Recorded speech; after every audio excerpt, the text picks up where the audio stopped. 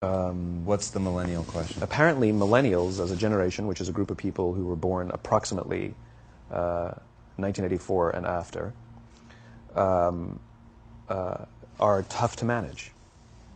And they're accused of being entitled and narcissistic and self-interested, unfocused, lazy. But entitled is the big one. And because they confound leadership so much, what's happening is leaders are asking the millennials, what do you want? And millennials are saying, we want to work in a place with purpose, love that. We want to make an impact, whatever that means. We want free food and beanbags. And so somebody articulates some sort of purpose, there's lots of free food and there's beanbags, and yet for some reason they're still not happy.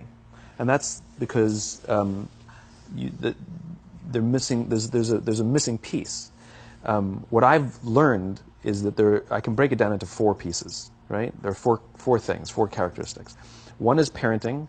The other one is technology. The third is impatience, and the fourth is environment. The generation that we call the millennials, too many of them grew up subject to, not my words, failed parenting strategies. Where, for example, they were told that they were special all the time. They were told that they could have anything they want in life, just because they want it. Right? They were told, some of them got into honors classes, not because they deserved it, but because their parents complained. And some of them got A's, not because they earned them, but because the teachers didn't want to deal with the parents. Some kids got participation medals. You got a medal for coming in last. Right? Which the science we know is pretty clear, which is it devalues the medal and the reward for those who actually work hard, and it actually makes the person who comes in last feel embarrassed because they know they didn't deserve it, so it actually makes them feel worse, right? So you take this group of people, and they graduate school, and they get a job, and they're thrust into the real world, and in an instant, they find out they're not special, their moms can't get them a promotion, that you get nothing for coming in last, and by the way, you can't just have it because you want it. Right? And in an instant, their entire self-image is shattered. And so you have an entire generation that's growing up with lower self-esteem than previous generations. The other problem, to compound it, is we're growing up in a Facebook, Instagram world. In other words, we're good at putting filters on things. We're good at showing people that life is amazing even though I'm depressed. Right? And so everybody sounds tough. And everybody sounds like they got it all figured out. And the reality is there's very little toughness, and most people don't have it figured out. And so when the more senior people say, well, what should we do? They sound like, this is what you got to do. And they have no clue. Right? So you have an entire generation growing up with lower self-esteem than previous generations. Right? Through no fault of their own. Through no fault of their own. Right? They were dealt a bad hand. Right? Now, let's add in technology. We know that engagement with social media and our cell phones releases a chemical called dopamine. That's why when you get a text, it feels good. Right? So, we've all had it where you're feeling a little bit down or feeling a bit lonely, and so you send out 10 texts to 10 friends, hi, hi, hi, hi, hi. Because it feels good when you get a response. Right? Right? It's why we count the likes. It's why we go back 10 times to see if my Instagram is growing slower. Did I do something wrong? Do they not like me anymore? Right? The trauma for young kids to be unfriended. Right? Because we know when you get a hit of dopamine, which feels good. It's why we like it. It's why we keep going back to it. Dopamine is the exact same chemical that makes us feel good when we smoke, when we drink, and when we gamble. In other words, it's highly, highly addictive. Right? We have age restrictions on smoking, gambling, and alcohol, and we have no age restrictions on social media and cell phones, which is the equivalent of opening up the liquor cabinet and saying to our teenagers, hey, by the way, this adolescence thing, if it gets you down... But that's basically what's happening. That's basically what's happening, right? That's basically what happened. You have an entire generation that has access to an addictive, numbing chemical called dopamine through social media and cell phones as they're going through the high stress of adolescence. Why is this important? Almost every alcoholic discovered alcohol when they were teenagers. When we're very, very young, the only approval we need is the approval of our parents. And as we go through adolescence, we make this transition where we now need the approval of our peers. Very frustrating for our parents, very important for us. It allows us to acculturate outside of our immediate families into the broader tribe, right? It's a highly, highly stressful and anxious period of our lives, and we're supposed to learn to rely on our friends.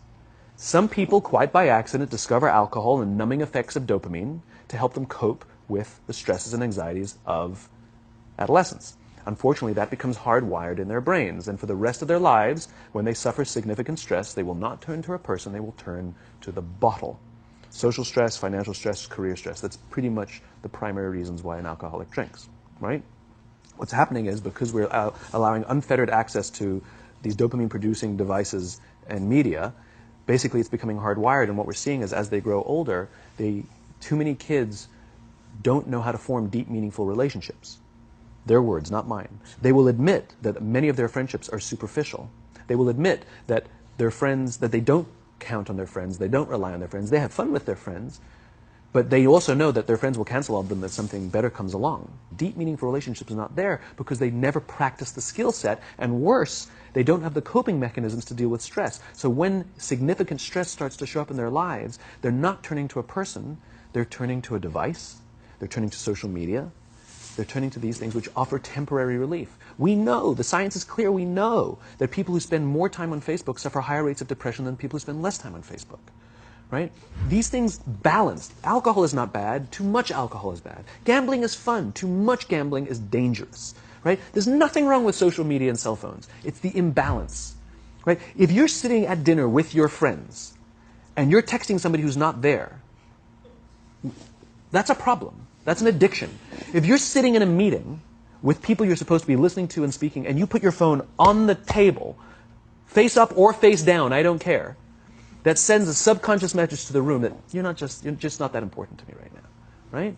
That's what happens. And the fact that you cannot put it away is because you are addicted. Right? If you wake up and you check your phone before you say good morning to your girlfriend, boyfriend, or spouse, you have an addiction.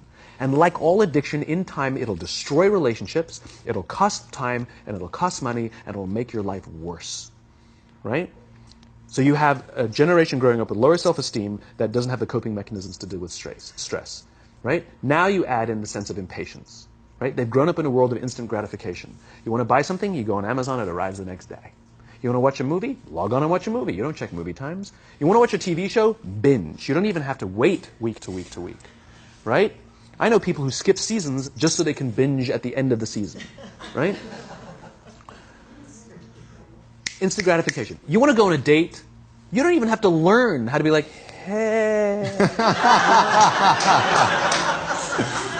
You don't even have to learn and practice that skill. You don't have to be the uncomfortable one who says yes when you mean no and says no when you mean no and yes when you... You don't have to swipe right. Bang, I'm a stud.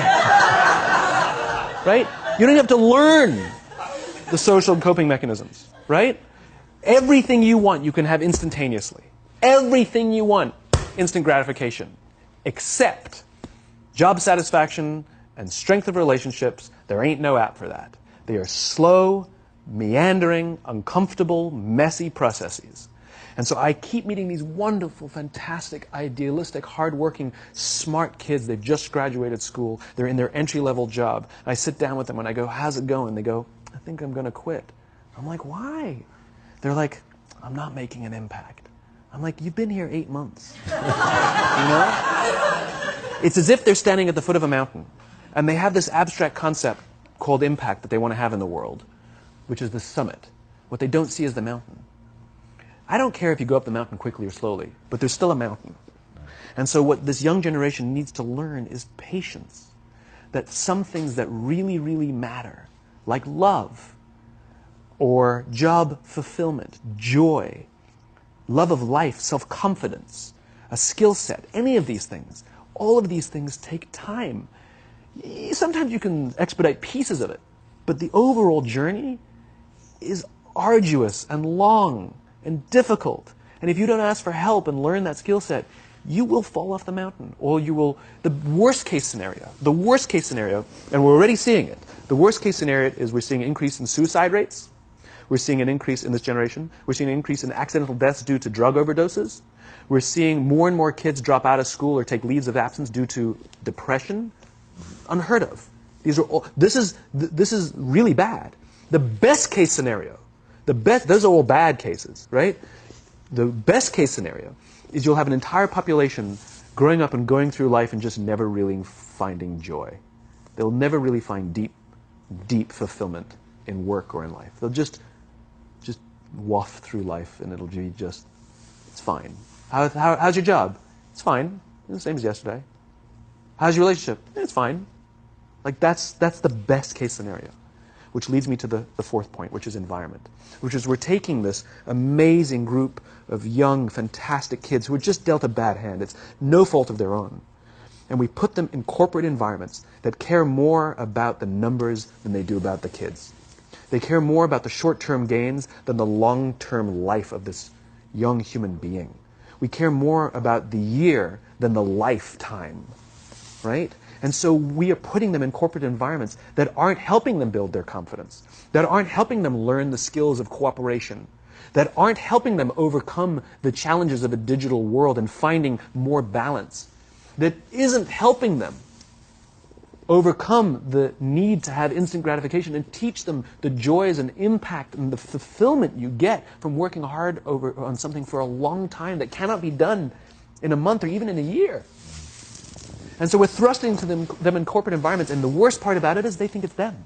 They blame themselves. They think it's them who can't deal. And so it makes it all worse. It's not. I'm here to tell them it's not them. It's the corporations. It's the corporate environments. It's the total lack of good leadership in our world today that is making them feel the way they do. They were dealt a bad hand, and I hate to say it, but it's the company's responsibility. Sucks to be you. Like, we have no choice, right? This is what we got, and I wish that society and their parents did a better job. They didn't. So we're getting them in our companies, and we now have to pick up the slack. We have to work extra hard to figure out the ways that we build their confidence. We have to work extra hard to find ways to teach them the social skills that they're missing out on. There should be no cell phones in conference rooms. None. Zero. And I don't mean the kind of like sitting outside waiting to text. I mean like when you're sitting and waiting for a meeting to start, this is what we all do. We all sit here and wait for the meeting to start. Meeting starting? Okay. And we start the meeting. No, that's not how relationships are formed. Remember we talked about it's the little things? Relationships are formed this way. We're waiting for a meeting to start and we go, how's your dad? I heard he was in the hospital. Oh, he's really good. Thanks for asking. He's actually at home now. Oh, I'm really glad. That was really amazing. I know, it was really scary for a while. That's how you form relationships. Hey, did you ever get that report done? Oh my God, no, I didn't. I'll help you out. Can I help you out with that? Really? That's how trust forms. Trust doesn't form at an event in a day. Even bad times don't form trust immediately. It's the slow, steady consistency. And we have to create mechanisms where we allow for those little innocuous interactions to happen. But when we allow cell phones in conference rooms, we just, okay, have the meeting. And then my favorite is like when there's a cell phone there and you go like this, you go. It rings and you go. I'm not going to answer that. Like, Mr. Magnanimous, you know? When you're out for dinner with your friends, like, I do this with my friends. When we're going out for dinner and we're leaving together, we'll leave our cell phones at home. Who are we calling? Maybe one of us will bring a phone in case we need to call an Uber or take a picture of our meal. That's what I was saying. Come on. I'm an idealist, but I'm not insane. You know? Not a heathen. I mean, it looked really good. We'll take one phone. And so it's like an alcoholic. The reason you take the alcohol out of the house is because we cannot trust our willpower. We're just not strong enough. But when you remove the temptation, it actually makes it a lot easier.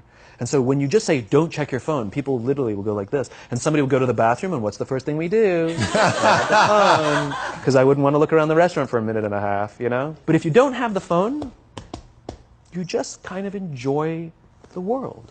And that's where ideas happen. The constant engagement is not where you have innovation and ideas. Ideas happen when our minds wander and we go, and you see something, I bet they could do that.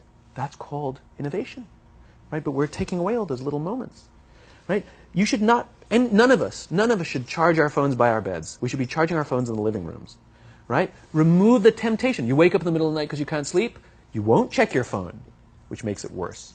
But if it's in the living room, it's relaxed, it's fine. But it's my alarm clock. buy an alarm clock. They cost $8, right? I'll buy you an alarm.